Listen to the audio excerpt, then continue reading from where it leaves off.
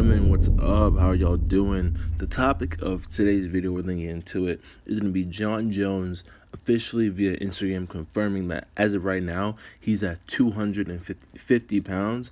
Now, I don't know if he plans on, not breaking or meeting the limit at 265 pounds, but today's video, we're going to be talking about what's his game plan going to be to conquer the heavyweight division at 250, how it's going to affect him, what changes we're going to expect to see in his game plan and his movements, just him as a fighter overall. Is he going to evolve or devolve?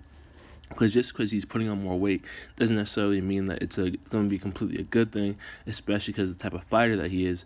But yeah, so this video is just going to be breaking down Jon as a fighter, his competition, his future competition in the heavyweight division that, we think he's going to be going up against, and potentially the changes that we can expect to see in him, in just his overall game as a fighter. One more thing, guys, if you haven't already, don't forget to hit the like button, the subscribe button, and hit the push notification so you guys are aware every time I post a video, every time I just upload some new content, you guys can be the first ones, like, comment, all that. Once again, like, comment, subscribe. But yeah, let's get into it. Jon Jones at 250 pounds. What an absolute monster. If you ask me, Jon Jones is the GOAT. He is the greatest of all time.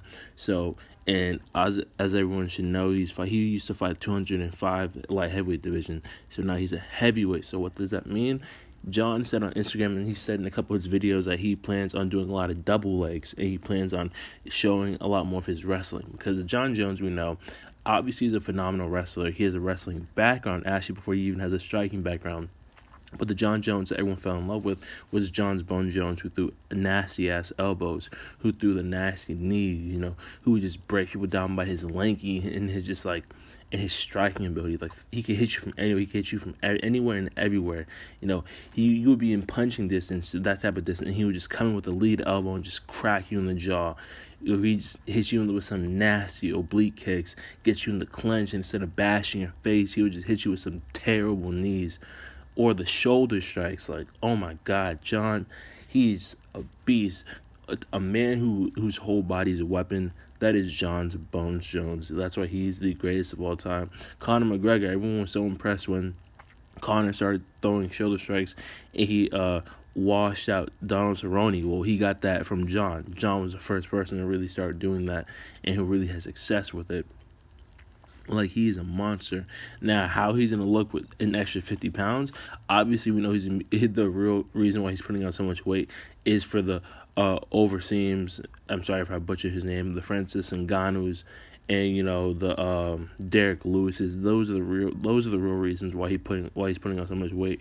Because as we know, Stipe, he's a heavyweight, but he doesn't fight at true heavyweight weight. Stipe fights at 210, 215. So if he wanted to, Stipe could definitely fight at light heavyweight. But Stipe is more he's like a hybrid in between, I would say, because even his height, Stipe is 6'2", 6'3", 215, whereas Jon Jones is 6'5", 6'5" is 6'4", and he's gonna be at 240. So he's gonna be an absolute beast of a man.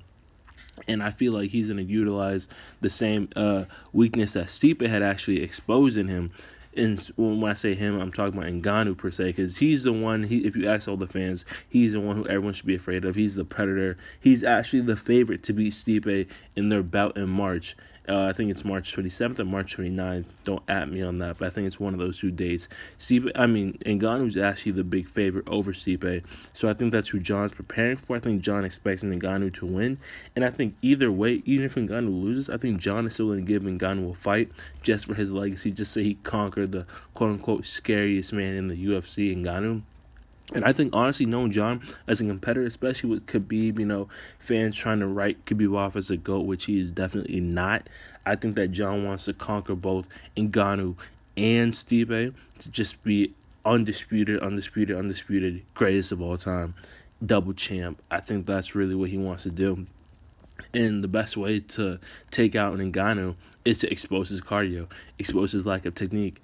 And what do we know Jon is best at? His technique. Exposing people, making the best average, and I think that's what he's going to do. I think Jon is going to do a lot less leg kicks per se, because he's going to want to conserve his stamina for the wrestling, and I think he's really just going to try to pick apart Ngannou a little bit, see what he can get away with on the feet, on the stand up.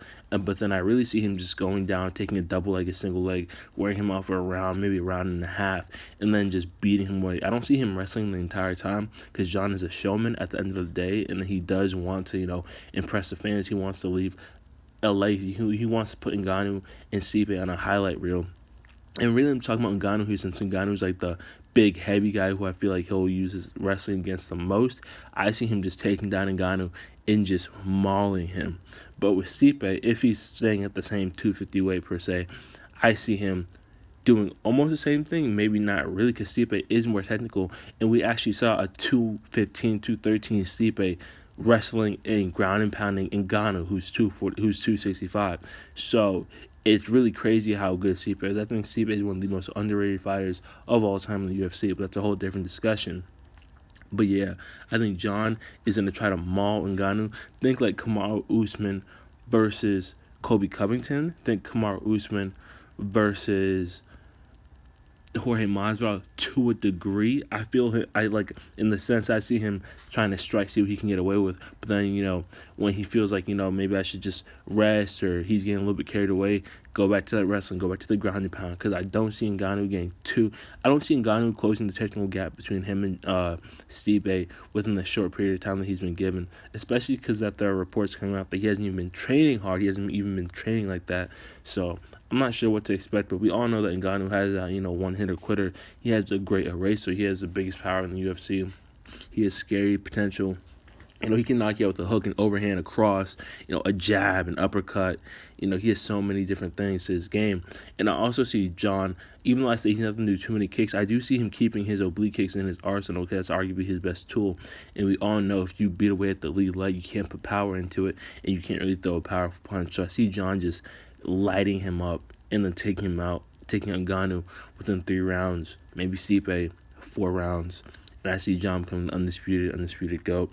But these are my thoughts. Let me know in the comments down below what you guys think, and let me know, if I'm wrong, if I'm right, and I just want to hear everyone's thoughts. So yeah, also be sure to subscribe and like, and yeah, comment down below. Do you think Jon runs the gauntlet, beats Stipe, beats Ngannou? Do you think he beats Stipe, loses to Ngannou, beats Ngannou, loses to Stipe? Let me hear down below, and I'll catch you on the next one.